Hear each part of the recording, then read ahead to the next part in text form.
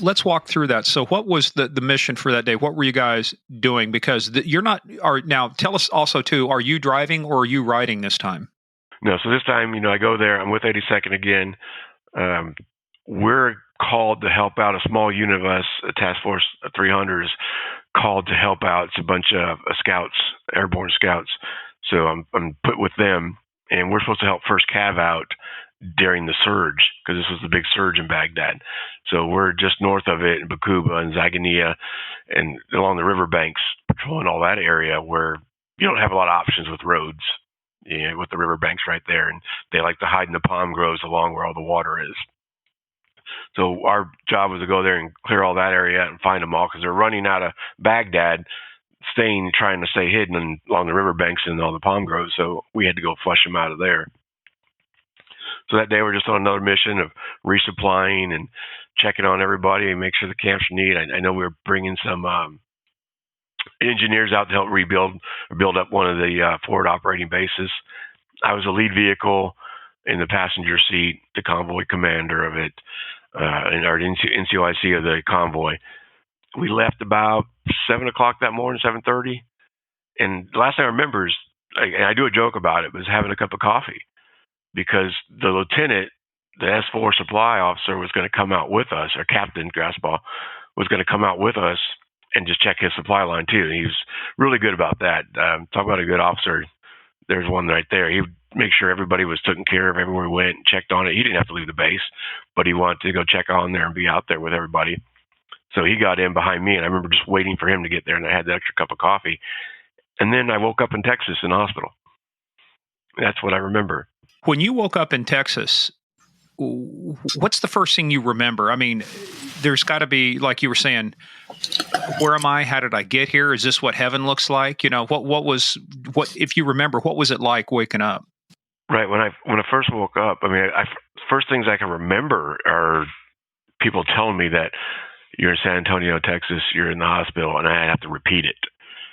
Okay, where are you again? I'm in San Antonio, Texas, in a hospital. And I don't know how many times they made me do this. If it was one day or when they started doing that, because I know that for the first 30 days I was in ICU, and I thought I was captured. I remember hallucinating, and they told me I would break out of metal splints and try to escape. I was putting nurses in headlocks, and I don't remember any of that stuff. Those sexual games, I mean, that's kind of tough when you're hospital, isn't it? Exactly. But yeah, I don't remember anything that happened. I woke up there and trying to escape from everybody. I remember hallucinating from all the medication. I was telling my wife at the time, I thought they were breeding African mosquitoes in me. I tell her they put me in a cave and they had me strapped to a chair, and I told her to take the kids and run. And she's like, "No, you're in the hospital. You're fine."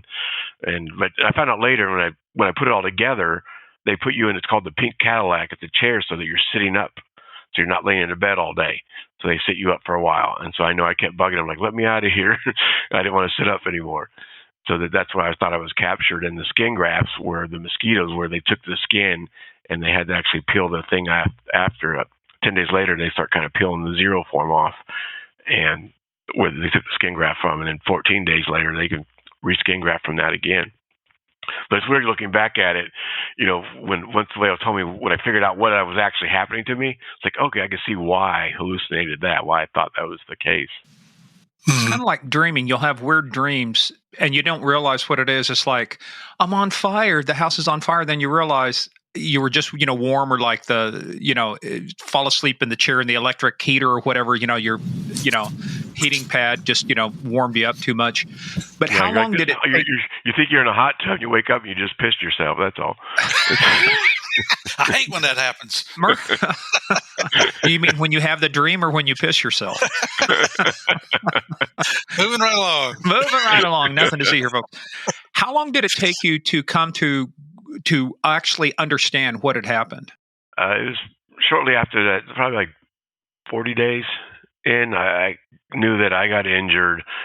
I knew the other guys had passed. I realized I was in the hospital. The last hallucination I had, I was talking to my sister, and I actually knew I was hallucinating at that point. Because I was telling my sister, I'm sitting on the edge of a New York building, like looking down in an alley, and the alley goes and it spreads out into a beach. And my sister's like, "No, you're sitting in the hospital room. You're talking to me." So I know I'm talking to my sister, but I still couldn't see her. Now, my head was burnt to the skull. My left eyelid was almost totally burnt off. They very little, minimum, like 8 milliliters they found of it. The right eyelid was burnt pretty bad. So I had to wear goggles with medicine on my eyes. So I couldn't see for like almost 2 years. Like really blurry. In the hospital, couldn't see at all. They had a patch from a surgery or something like that. So I knew all the doctors by their voices. The nurses, my hearing got better because I couldn't see. I could tell you who's coming down the hallway. And my sister goes, "How do you know?" It's like, "I can hear him." She goes, "I don't hear anything." And sure enough, here comes that nurse or that doctor would walk in the door. It was strange how my hearing got better. But again, I couldn't see anything, so that didn't help with I can't even talk, hallucinations, you know. But it was one of the hardest things when I learned. Captain Grassball, who was, the captain said behind me I talked about earlier, his family called my sister's phone and asked what they can do for us. Wow. So my sister, she got a message. She goes, "I can't call him." I said, "I can't right now either. We'll call him back." So it took us almost like 2 weeks, I think, to call him back. And to thank them for calling. And of course, we all just broke down, just crying like big babies. But it was amazing that here they're like, "Okay, what can we do for them?" Just a real amazing family. Hey, so for you, because we've talked to other survivors, people who've been catastrophically injured, but for you, what was in your mind? How were you getting through it each day? What were you doing to get through? Because this kind of gets into your comedy. Because we obviously with your bio and some of the stuff you did, but what did you do to give yourself that strength of mind, to get through this? Because this is, I got to tell you, I have no idea what it's like, but just looking at your story, it's got to be. Some people get exhausted if they have to do something for a day, for an hour. This is something you've had to do for years. How do you get through it? Originally, I just thought I'm injured in a hospital. And, it's the Army. They're going to give me Motrin water. I'm going to get better. I'm going to go back out there. Here's 3 Motrin. Call me in the morning. Right? They're going to fix me. I'm going to be fine. Just at the shop. I even told my wife at the time. He said, "As soon as they fix me, I get out of here. I'm going to try out for SF again. I'm still going to go Special Forces." She's like, "Okay, tough guy. Just okay, whatever. You can do whatever you want." So for that, I just thought I'd get fixed. And then there's just little things. My kids helped me, making people laugh each day.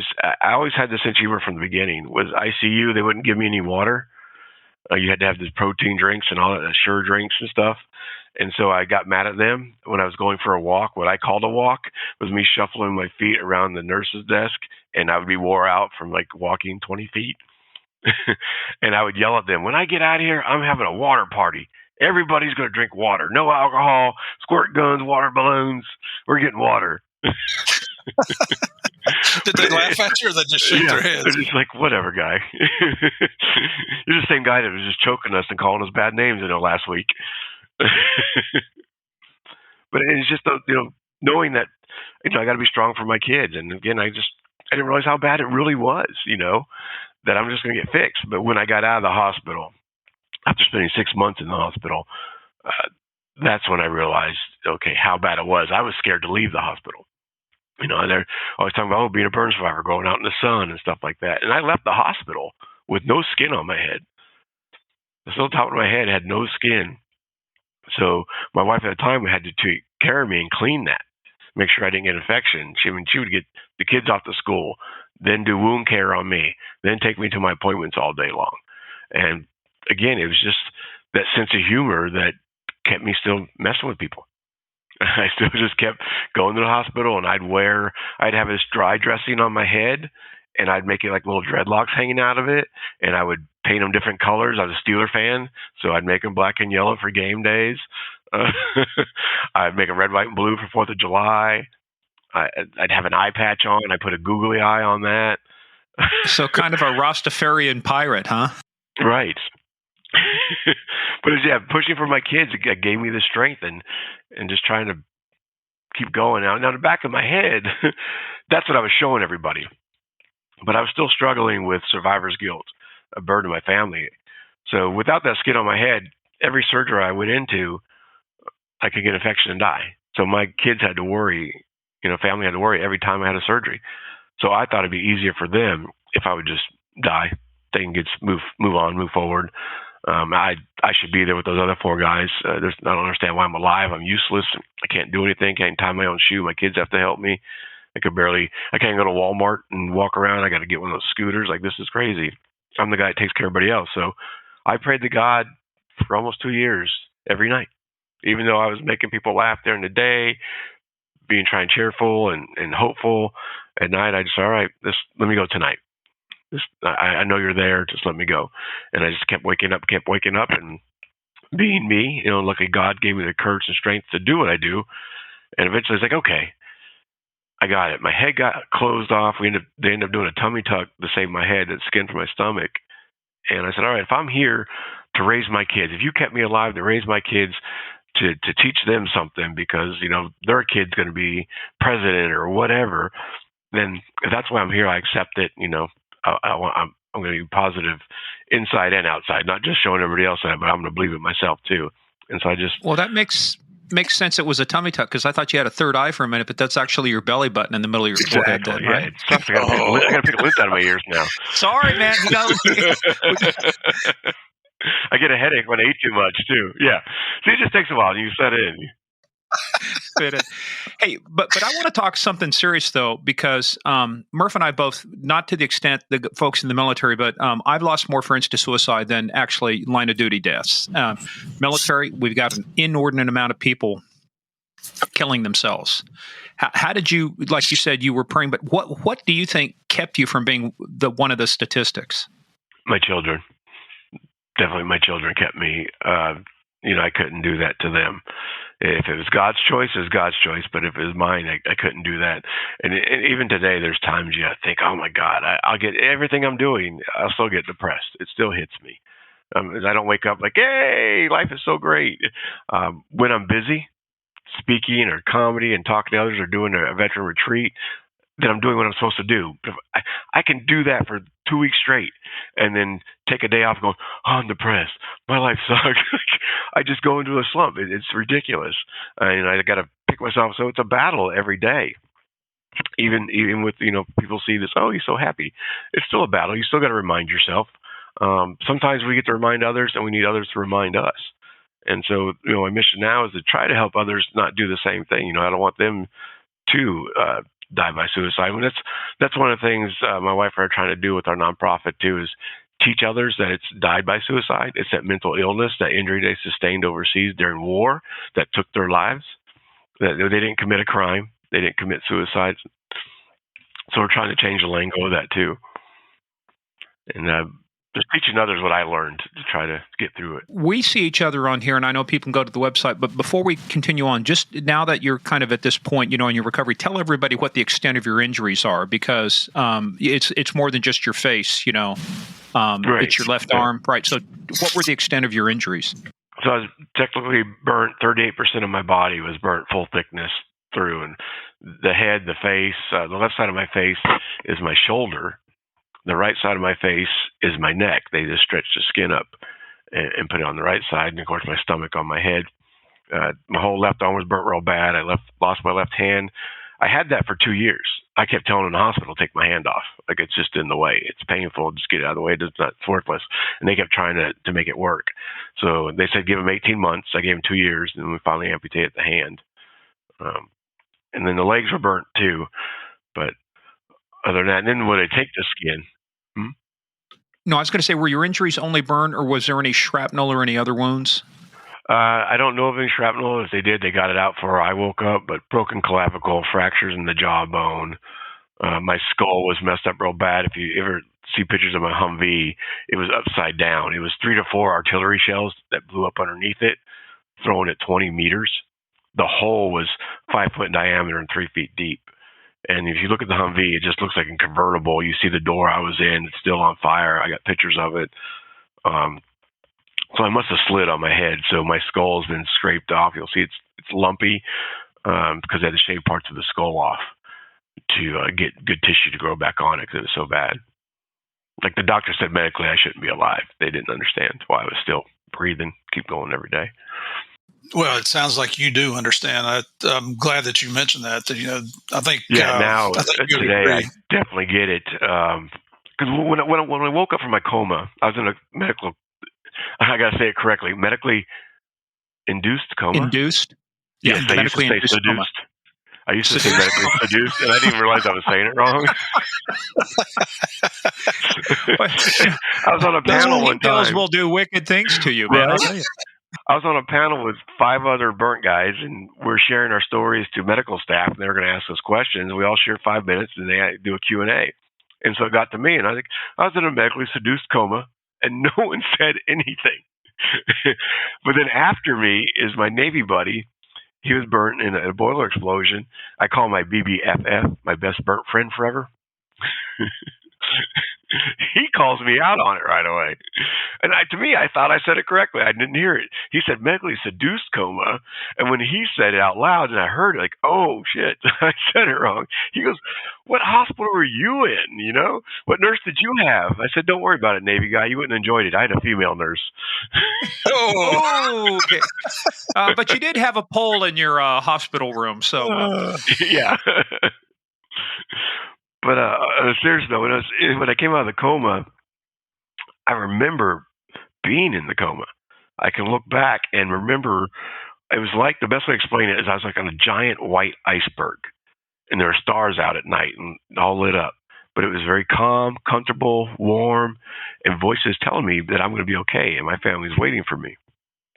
Now, the atheist, which I was 4 times in the foxhole, I didn't want to believe in anything, would have said those are the doctors and nurses talking to me.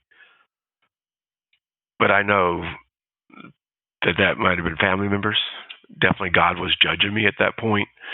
And, people say, well, how could you believe in God now that he did this to you? Like, no, this is when God intercepted. I was a man and I had a choice to go back in the Army. That man had a choice to blow me up. Those are our choices that we made. But this is when God intervened and said, I know that you could still do something. And I didn't know what that was again. So I prayed, all right, I know you're there, but just take me. You're wrong. I can't do this. But it's true what they say. You don't truly understand what you're capable of until you've been tested. If you told me before, oh, yeah, your head's going to be burnt to the skull. You're almost going to lose your eyes. It's going to be great. You're going to laugh at it. Like, okay, sure. Right. Little right, Bill Cosby. Skippy. Yeah. Right. Yeah, of course, I said old Bill Cosby, not the new one, not the one we found out about. And there we go. That's what I do. It's like, just as I make you cry, we have to laugh. Yeah, that's very inspiring what you're saying there, and I fully believe, brother, that God has a plan for you, and I think you're living that plan right now. I think I'm on the right path for it. I believe it, and I'm gonna keep going. And people said, they'll show you the signs, and that's what I love. I need these reminders. When I'm tired and thinking I'm not doing nothing, it's funny. I'll get messages on social media going, "Thanks for what you do. Keep doing what you're doing. I've been following you for 2 years." And it could be, someone was battling a sickness or they lost somebody. They're not even just veterans. I mean, this is just civilians. I think because I'm so open about what happened to me and my beliefs and everything, that, hey, I'm sad too. I cry. I get mad. I get angry at everything. But I think because I'm so open about it, people feel comfortable sharing their stories with me. And that helps keep me going. You may have lost 4 of your buddies, but I can tell you, just from the number of people you impacted, you've saved more lives than were lost that day, just simply by keeping guys or girls from pulling that trigger or, taking those pills or do whatever it is, right? So lives were lost, but I think what your part of your mission was, okay, I'm here to save lives too, right? Change lives, but I think you've saved some lives. When I learned that, I did a story on National Public Radio, and they were just trying to see how we were being treated at the hospital, because it was back when Walter Reed was having these issues. They were just overwhelmed. So they came to the hospital in San Antonio to see how the burn survivors were doing. And they saw it. That was the point where I kind of turned that page and I was being more positive. It was 2 years after. And when they did the story on me, I went online and I saw that that people wrote in there, they couldn't fathom going through what I went through and being positive on the other end. And that's when I realized, oh, there's a sign. I need to continue to chase my dreams, be me, share my story, and I'll be able to help others. And again, that's the best revenge I can get for the 4 men in my Humvee and their families, is to continue to serve and help others, live my life to the fullest and not waste this life I've been given. I mean, if I sit on the couch and waste my life away, that's such disrespect to those guys and their families. And you're helping to keep their memories alive as well. This is good stuff. Good stuff. Yeah. So I assume you've got 100% disability. Right. I think it's 300, but they only let me cash in 100. Okay. Well, you want something in the bank. Yeah, I got friends like, hey, can I borrow some of that? I'm trying to get to 100%. I'm at 95. Give me a 5%. You know. Well, the reason I say that is that it could have been just one of those where, look, I've got 100% disability. You know, I could just, like you say, sit on the couch, collect a paycheck, and not do anything. What motivated you to not do that? What motivated you to say, you know, you were kind of getting into it, but I kind of want to lead into this from your recovery. There's a physical recovery, then there's a mental recovery, and now we're getting into an occupational recovery, right? Because you can no longer be in the Army. You're not going to be jumping out of an airplane. Although I did see you in uniform after you were injured. Mm-hmm. Yes. I got my uniform a couple of times after I was injured. The first time I got my uniform was actually to go talk to fourth graders in Waco, Texas, because a little burn boy was being picked on at school. Oh. So I put my uniform on and went and talked to the school, talked to the kids, talked about how tough you got to be a burn survivor and what he went through at 2 years old. And he wanted to be a firefighter, EMS. So I brought him a fire helmet and all the stuff I got from the fire department on base, and they all signed it for him. That was, how many years ago was that? He was 10. It was 10 years old back then. He's married now, and he's at EMS in Galveston. He did it. God bless. Man, that's great. That little boy did it. So how did those kids react when you showed up? Oh, yeah. You get the stares. But that's why I put the uniform on. I didn't want to just come. I want them to see, you know, these little kids look up to the Army. They see the uniform, the Army, and so, you know, they see that and like, oh, wait, now they look at Grant and they go, oh, shoot, he's he's like the Army guy. So it's pretty cool. First, they got all kinds of questions. Kids are just honest. I love the kids because they're just honest. Yeah. No filters whatsoever. Are you still in it's touch funny. with It's like, what happened? What happened to your hand? Like, oh, my hand. And that's it. The only question I have is why your hand's missing. And I mean, what? You just think I was born this way, you little kid? You making fun of me? You tell them, you remember your mom told you stop making those faces, going to freeze like that? You better listen. Are you still in touch with, I think you said his name is Grant? Grant, yep. Grant Martin, yep. I'm still in touch with Grant, his mom, and they're still in Waco. Grant's obviously in Galveston now, married and doing what he said he was going to do. It's amazing. Fantastic.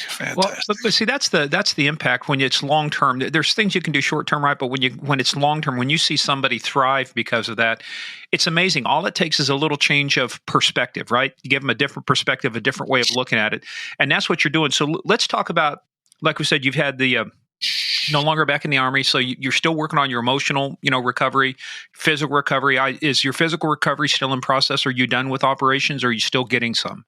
Yeah, I should be done with them. The only thing that kept going on for a long time was my eyelids, because they almost threw away my left eye. But they brought me to surgery and thought, oh, we found a little piece of skin. Maybe we could save it. So they were able to save it. So the left eye I can't close at all. The muscles are gone.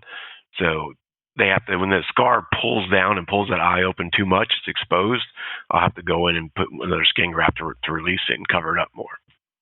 That's typically what I have to do with any surgeries now.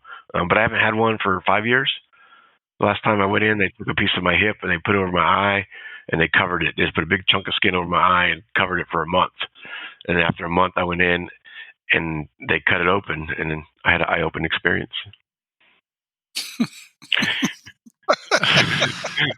Okay, you, dude, I got to be listening very carefully because I never know when you're going to sneak one of those in on me. Okay, was that a joke or was he being serious? Just let it set for a second like a grenade, then it goes off.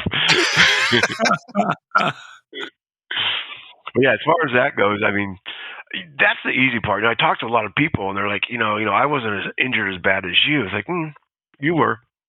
You did how many tours? Physically, you look fine, but that's the easy part. I figure out how to do stuff with one hand. I still go to the gym. I still work out. I still went skydiving. I had my skydiving license. I had 37 jumps with one hand and a hook. With surfing. So the physical part, you figure out how to do that. But it's up here, this mental part. No matter what you've been through in your life, it's the toughest thing that that you had to battle through. It's equal to the toughest thing that I had to been through mentally, because you don't know any different. That's the toughest thing. That's the battle. The mental part is the big battle that will continue on. I'm looking at your Forging Forward Foundation website here, and I love your motto: not what's wrong with you, what's strong with you. You got to focus on your strengths to help build your weaknesses and help others. I know I keep getting sidetracked because I speak ADD.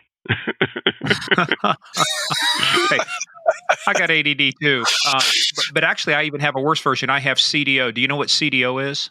No. What is it? It's OCD in order. So, see, that's how bad it is. Okay. Oh, see, snap one in on you there too. Bobby, you see what I have to live with now. I see. You're really not that old. You just look old hanging out with them. No, he's old, man.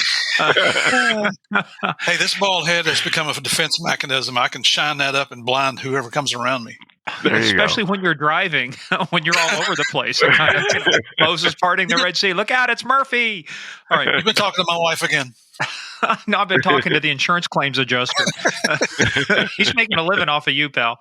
Well, let's finish talking about you. So, Bobby, what point did you start realizing that, hey, this thing of making people laugh, I could actually turn it into something? Because it's scary. There's scary times. Like first time, even though you're prepared, jumping out of an airplane, still a little scary. What's going to happen, right? Going into combat, still a little scary. Getting up on an open mic, first time, got to be a little scary too. Yeah, a lot of people don't like public speaking. I'm the high school dropout. I mumble. I hate it teaching my troops, I hate the map reading class. Here, Henline, give these map reading classes. I just hate it talking to other people like that and giving instructions for school. Like, I'm not that person. Here's the Henline School of Map Reading. Go that way. I'll see you later. The sun rises in the east and sets in the west. Now you go.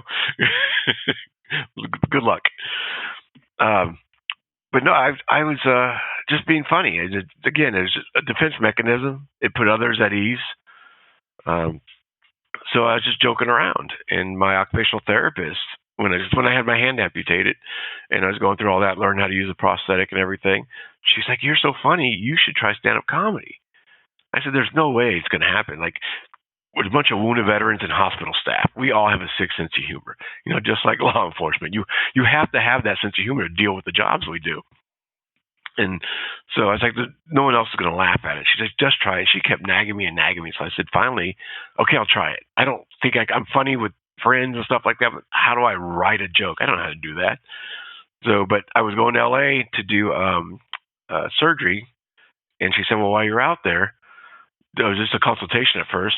She was just try comedy. My sister lives in LA. She'll tell you where you can go to try to do comedy. I said, "All right, I'm going to do this, and then you'll leave me alone. I'll be done. I'm going to prove her wrong. This is not going to work." 14 years ago. I go to LA. Her sister calls me. She tells me to go to the Comedy Store. I go sign up on this list, and you might not even get picked. Like 40 people sign up. They're going to pick 10. So I'm thinking, okay, I was definitely going to get out of this. No, they picked my name twice. So I had to tell the guy, "My name's on there twice. I don't know why. The mistake was someone's making sure I'm getting on that stage. I have no idea." Because they didn't see me. You just put your name on this list. Oh, okay. That's what I was about to ask. So nobody knew who you were. Yeah. No, they didn't see me. They didn't know I was a warrior, nothing. And my first joke I wrote, I didn't want to tell people how I got injured. I didn't want them to give me sympathy and like, "Oh, we'll just laugh at this poor veteran." I wanted to make sure it was funny. So I had to make up a story of what happened to me. But I get in there and I do 3 minutes. No, you don't get to. No, you don't get to gloss over it. I'll come back. Okay. So I go in there to do my 3 minutes is what you get. And a little light comes on at the end and tells you have a minute left. So after 2 minutes, the light comes on and then you got a minute to get off the stage. So I go Are in you there. talking about comedy or something else going through only 3 minutes? 3 minutes would be a long time in something else. I'd be in a whole other business.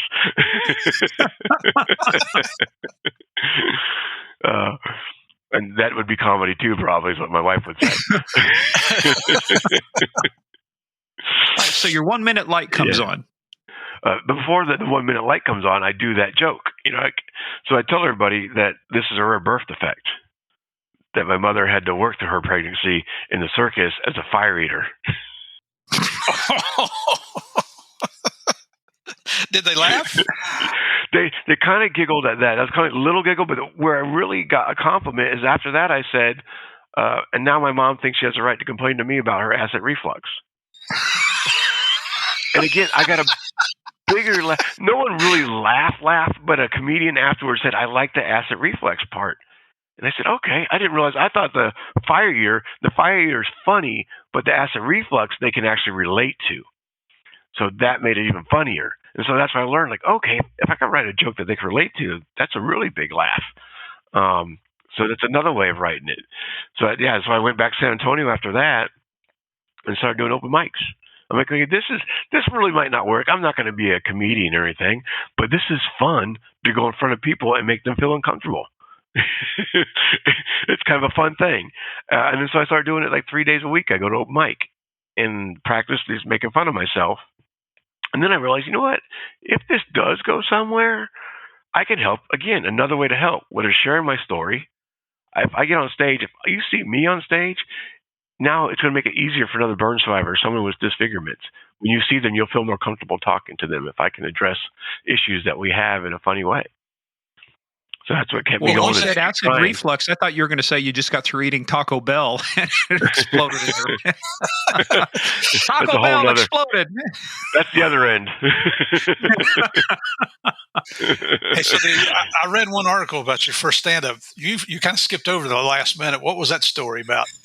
Oh, so I didn't have any more jokes. I had 2 minutes worth of jokes, and luckily, in the ninth grade, I wrote a rap about being constipated. That right there is funny. So yes, I was always kind of the funny goof guy. So I did the constipated rap for, I don't know, it was probably 30 seconds long. And I'm like, all right, that's my time, and I left. Okay, you don't get the class. I'm sorry. Give us 30 seconds of the constipated rap. All right. This happened to be in Canada too. The little kids were saying, "We want to hear it," so I had to beep out some words for them. But hey, this is a judgment-free. We're an explicit podcast, so let's hear the first 30 seconds. I'll set up by saying the guy. The host of the show said that sounded like it was an 80s rap. I'm like, that's when I wrote it. Hey, I was going through basic training when the Sugar Hill King came out with Rapper's Delight. I said, a hip, mop, my hip to the hippity hip, hip, hop, you don't stop. Rock it up, baby bubba, to the boogie to bang bang, the rhythm of the boogie to beat. I can do that all day long. Anyway, back to our regularly scheduled. Motel, Holiday Inn. I don't mean to brag. I don't mean to boast, but we like hot butter on our breakfast toast. Some of the language. There goes this podcast. Two old white guys trying to rap. Have you ever went over to a friend's house to eat and the food just ain't no good? The macaroni soggy, the peas are mushy, and the chicken tastes like wood? All right. I'm impressed. Okay, Wonder Mike, let's hear your side of it. I'm Peter Piper, and I'm not hyper. No, I don't wear no baby diaper. My mother's in her 30s, my dad's in his 40s, my brothers and sisters all little noise. Well, you see, one day I was constipated rapper. I'm here to say I've been sitting on the toilet all fucking day. My girls at the store give me some extra lax. All I gotta do is sit here and relax. I'm probably sitting here through the night, struggling against this cockfight. Well, struggled out with no doubt, went to sleep with the lights out. Woke up in the morning, I was feeling fine. On the way to school, I tripped on a vine. When I got home, I was very sad. My mother and father had, oh my God, I messed it up. My mother and father had been in a fight. I messed it up. I'm not as good as you. I can't remember my own stuff. When I got home that very night, my mother and father had been in a fight. My mother was mad. My father was glad. My brothers and sisters, they were dressed in fad. So I went to my room to listen to some tunes. I shut the door. I turned to bass galore. I shook the windows. I bumped the walls. I even felt a tingle in my balls. Now that you know I'm full of crap, this is what I call the constipated rap.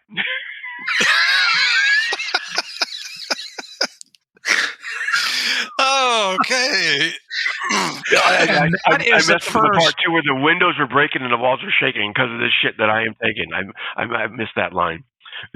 There, I think that's all of it.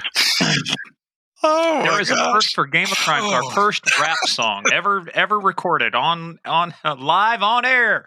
Yeah. Oh, man, I got to go get tissues or something. Wow, that's, In 9th grade. Oh, that's crazy. Oh my God! So By why riding didn't you the just city bus. Why did I become a rapper? You heard why I didn't become a rapper. Oh my God! Let's talk about what you're doing now. So, because I mean, obviously, like I said, you can go to your website, BobbyHenlineComedy.com. You've been. It's impressive because I mean, I'm just looking at it here. It's like Netflix, Showtime, Time, Prime, Today, Fox News. I mean, you've been on quite a few things. How does it? I mean, so you're starting to do this stuff. How do people react when they meet you? And you've got a unique brand of comedy. I got to tell you, I mean, we listen to a lot of the specials. Listen to comedians, but you've got a unique brand of comedy nobody else has. Right. It's definitely different. Like, when I started doing comedy and it got more serious, they're like, well, comedy's more about, you got to be able to brand yourself. I'm like, duh, I'm already branded. Well done, comedian. A well-done comedian. That was too easy. Yeah, it's something totally different. There's no other burn survivor besides, I guess, Richard Pryor from the crack. It was the first burn survivor to do those jokes. But true. But yeah, it's definitely different than everybody else. It's, again, like we talked about, it makes people uncomfortable. And so it's been 14 years now. They've been trying to prove Susie wrong, telling her it's still not going to work. This comedy thing's not going to work. But it's totally different. And I've learned to, one, tell what happened to me in the jokes. That helped me a lot. I still do that rear birth effect thing. I just tell a little differently, leading into it. Learned how to put it in there better. I tell what happened to me. I talk about getting blown up. It's like I did, as you guys know, I was in the Army. I did 4 tours to Iraq. Loved my job. It was a great time. I got to tell you, that last tour was a real blast. I read you figured out what your lucky number was. Yes. It's crazy. It took me 4 tours in IED to figure out my lucky number was 3. But then I also had to learn how to put the audience at ease. I do the first 5 minutes, I kind of shock and awe them, and then I'll talk about how they're uncomfortable, and I'll make fun of them why they're uncomfortable. And I talk about me being in a coma and talking to God, and I've been able to make that funny. And at that point, I could tell them that God's given them permission to laugh, that they're getting free hell passes for this show. So I slowly, the first 20 minutes is kind of being funny, but easing some people into it so they can relax and enjoy the rest of the show. You know what it reminds me of is after 9/11, Rudy Giuliani came on. I think it was 3 or 4 weeks later, because everybody was serious after 9/11. The coverage was wall to wall. There were no commercials, just covering. But then they finally said, "Hey, look, we got to get back to some normalcy, baseball games, things like that." And so I remember the guys on Saturday Night Live says, Mr. Mayor, permission to be funny. And can't remember what his joke was like. Well, have you ever been funny? But it was kind of like at some point, right, you got to give yourself permission to laugh. And I think that's the toughest thing. With us, we're a little different because, like you say, we've all been used to the macabre, the very tough parts of life, seeing death and stuff like that. But that's to me, going to one of your gigs and stuff, one of your shows. I think the toughest part, if I didn't know anything else, the toughest part would be getting comfortable enough to laugh. Right. Right, and I get that, especially if I'm doing a fundraiser event for wounded veterans. You were trying to raise money for veterans, help them, and now you're making fun of them. Of course, any veteran in the room is cracking up. They're having a good time. But it's a thing that's part of maybe what's held me back a couple of times of not getting certain things. I had a script written for me for a soap opera. I won't say which one, but one was written for me, and they turned it down because I was too injured. it's showing, even though there's already a wounded veteran on a different soap opera, J.R. Martinez, we went to the same hospital, same case manager even. J.R.'s done some great things. But I guess he didn't look as injured to them. Apparently I'm uglier than JR, apparently. And I disagree with that. I hope so. I'm burnt to perfection.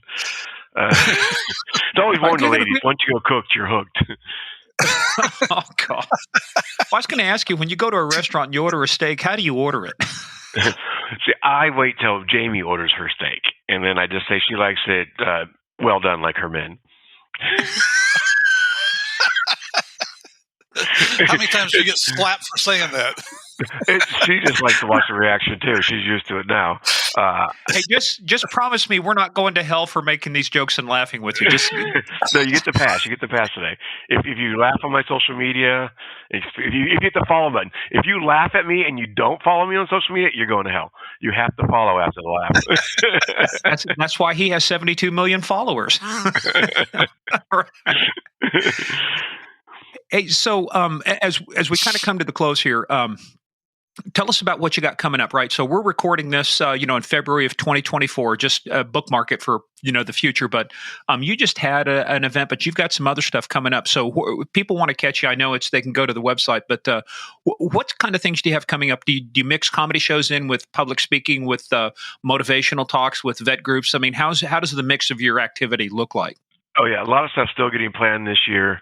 I'm trying to figure out the calendar between our retreats that we're doing with the nonprofit, fundraisers, comedy shows, speaking, helping other nonprofits. I'm doing some other stuff where I go out, and just to help other. It's about teaming up together. Our mission does one thing, other nonprofits do another mission, and so if I could help them raise some money too, we'll do that to make sure everybody gets help no matter what.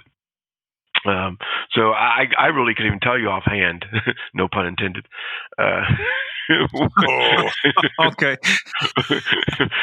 Without looking at the calendar, because I know Jamie put it all in there. We got some big stuff coming up we can't even talk about yet. Some big fundraisers we got coming. That's going to be exciting once we can release that news, which should be in a week or so. But if you go to the website, Bobby Henline Comedy or the forgingforward.org, the Bobby Henline Foundation, that's going to show all the retreats. So if you're veterans out there and our first responders that want to come to one of our retreats, you can see those will be posting soon. We'll do retreats, camping, fishing, all kinds of cool stuff. There's outlets at our events. We do small groups, all kinds of cool stuff going on with that. So you have to go out there and check. We got so much in still at the beginning of the year, so we're all trying to figure out the dates, when they're actually going to be, and this other thing that just we're trying to plan. So it's crazy right now, but I know I'm doing some silky hikes this year in North Dakota. Got the comedy festival, the World Series of Comedy. I'll be in Akron, Ohio later next month, trying to win the World Series of Comedy, so that finally they'll accept me and making fun of the burnt veteran. Is there anybody we can bribe to help you out? Anybody we can threaten? Hey, by the way, we know some guys like Dominic, Polifrone and Michael Franzese, actually a real capo regime of the Colombo Crime Factory. We can hook you up, pal. You just got to call us. We'll help you out. Hook this guy up right now. This building's going to be burnt worse than him. Oh, there's a threat I haven't heard before. My whole goal is, when I started off in the beginning and once the comedy started working, was to get one special out there. That's my goal. To get that special out, this 50 minutes to an hour that I have out there, and put it out there on a special and kind of be done with the comedy part of it. There it is. Hopefully that continues to inspire others. I'll continue to then focus more on the retreats and focusing on that part of saving lives. And hopefully when the special's out there, that helps get more attention to more people I can help, is the main goal. And enjoy the grandkids. I need to start slowing down so I can enjoy the grandkids. Yeah, I don't know if you guys read that or not. They call me Burnt Paw. Burnt the Paw. Grandkids. Oh. They're like, you look too young to have grandkids. It's plastic surgery. I guess that's better than calling you Crispy, isn't it? Right. There's a couple of guys. There's crispy out there. He does stuff with Black Rifle Coffee. Omar and I were in the hospital together. Most of us burnt guys know each other. Well, yeah, because there's only a couple places you can go, right, for recovery?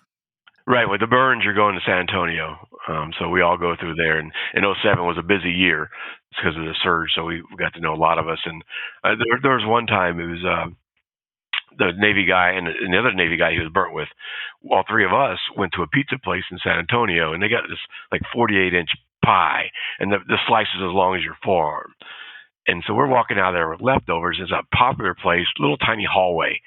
And you don't normally see one burnt guy. To see three of them together, totally disfigured, walking out of this pizza joint, trying to get by all these people in line waiting to get in.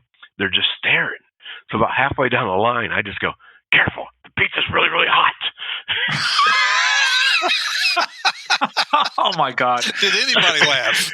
You could see somebody slap their knee, almost fell over. Other people are like, they get kind of quiet, pretending they don't hear anything. It's kind of fun to do that stuff. Well, hey, but on a serious note, before we close up, though, you've got four buddies who will raise a toast to the next time that are no longer here. Let's talk about your four buddies before we close out. Yeah, we mentioned earlier, Captain Grassbaugh came out. He had a lovely wife. They met in school, in officer training and stuff like that. We're a great couple, great family. I keep in touch with them. E.B. Molo was sitting behind the driver, Rodney McCandless. E.B. Molo, we found out later, was a prince from the Ivory Coast. And he was a security guard in Greensboro, North Carolina for a while before he would join the Army. And he just loved being in the Army. He loved it, coming to this country and then being able to serve it. Amazing guy. Rodney McCandless, I didn't know these guys really well. I was with the unit for a short time. So for me afterwards, I had to go meet their families and learn more about them. I wanted to know more about these men we lost. I met Rodney's family. They actually thought that there was no survivors. They had no idea. And the Time magazine covered that in their Healing Bobby documentary. Me meeting Rodney's sister and dad for the first time. Rodney's sister reached out to me on Facebook and said, "I heard I'm supposed to talk to you. You knew my brother." And I could tell by her message she had no idea how I knew her brother.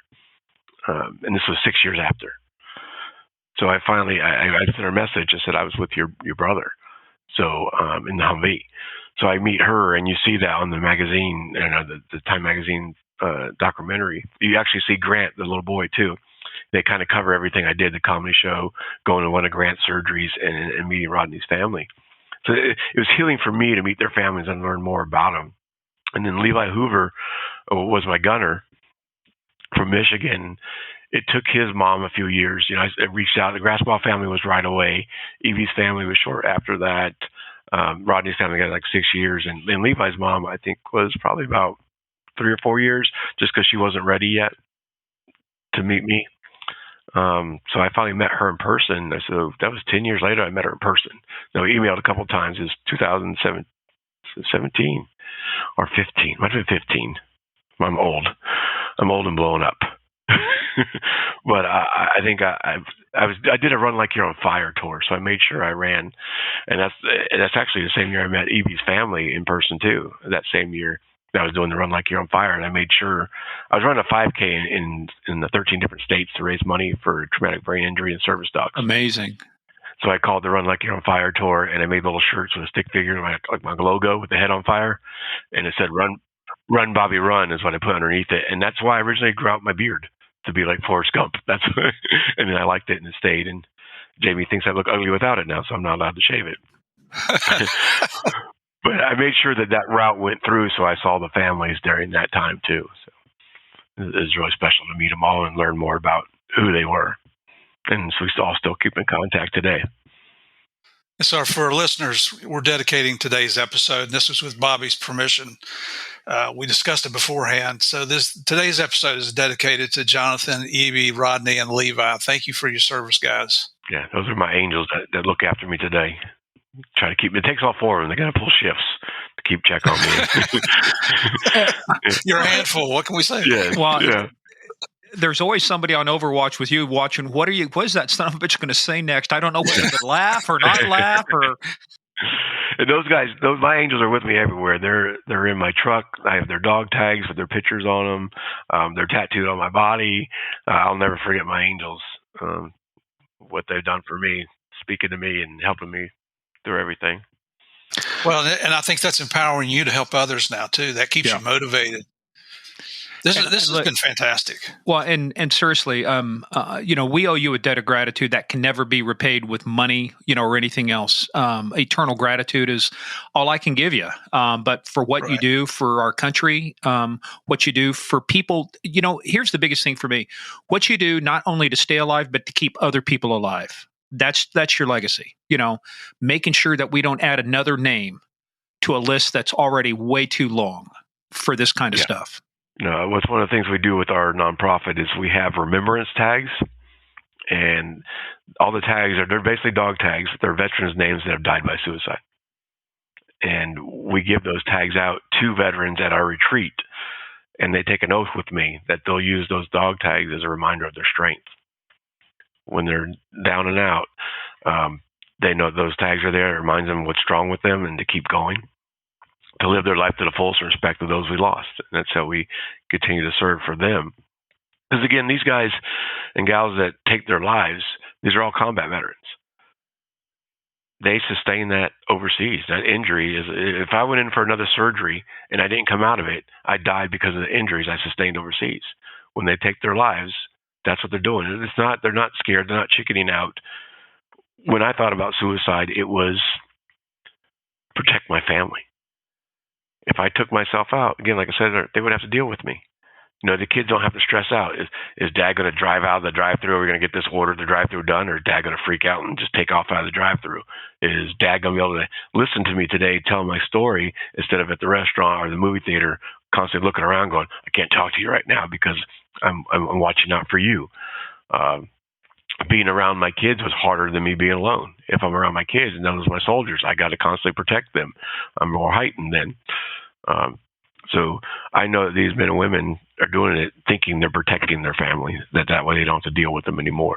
And again, it's just something sustained from a war, and that they need to be remembered just like the KIAs and everything. Absolutely. Right. So everybody, you go visit BobbyHenlineComedy.com, buy his stuff, buy his shit. Just buy the shit out of his store, make him reorder the stuff, and then also go to forgingforward.org, right? Forgingforward.org. Yep.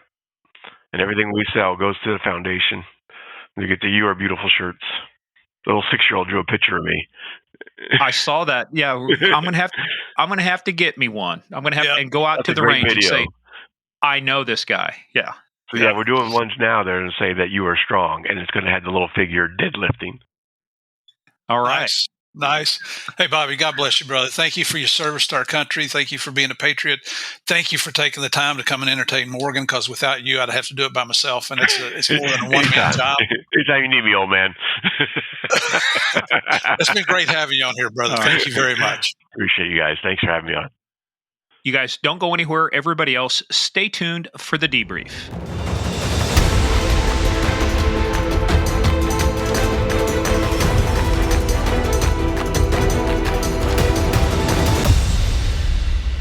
The well done comedian. Again, it was hard to.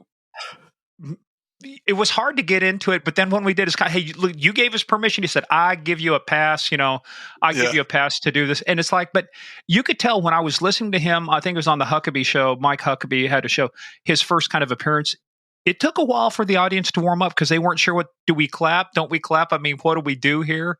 But the dude is just, if he wouldn't do this, he'd be in a very dark place, I think. And so this is what he does to help. And I tell you what, here's the thing that's very important. He's probably helped save the lives of other people, of other soldiers, by giving them the confidence, the courage to go on.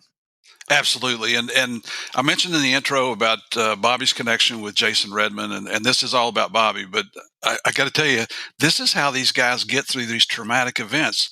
You got Jason Redman, who was shot in the face, pretty much lying almost dead on the battlefield over there.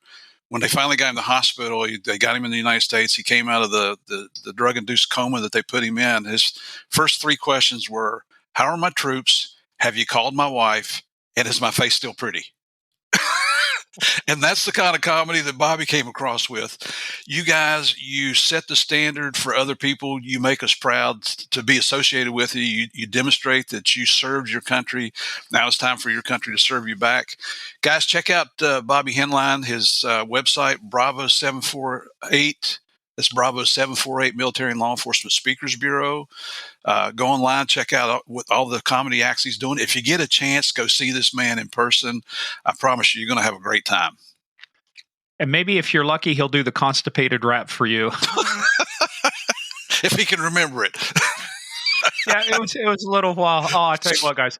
But again, as you see, so hey, guys, but stay tuned because we got some really good stuff coming up. But hey, if you enjoyed that, let us know. Head on over to Apple, Spotify, hit those 5 stars. You can also leave comments on Spotify, so do that.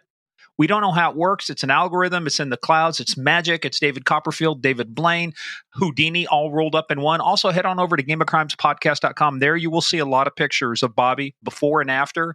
And I'll tell you, it's inspiring to see how a lot of people would have given up. I think 99% of people might have given up. He's the reason why there's the 1%, the people who do this. So we'll be updating it as we go along. Follow us on that thing called social media at Game of Crimes on Twitter, Game of Crimes on podcast, Game of Crimes podcast on Facebook and the Instagram. And also head on over to Game of Crimes fans. Type that into your Facebook search tool. It'll bring up our group run by Sandy Salvato, our favorite mafia queen, rules with the iron fist with the velvet glove.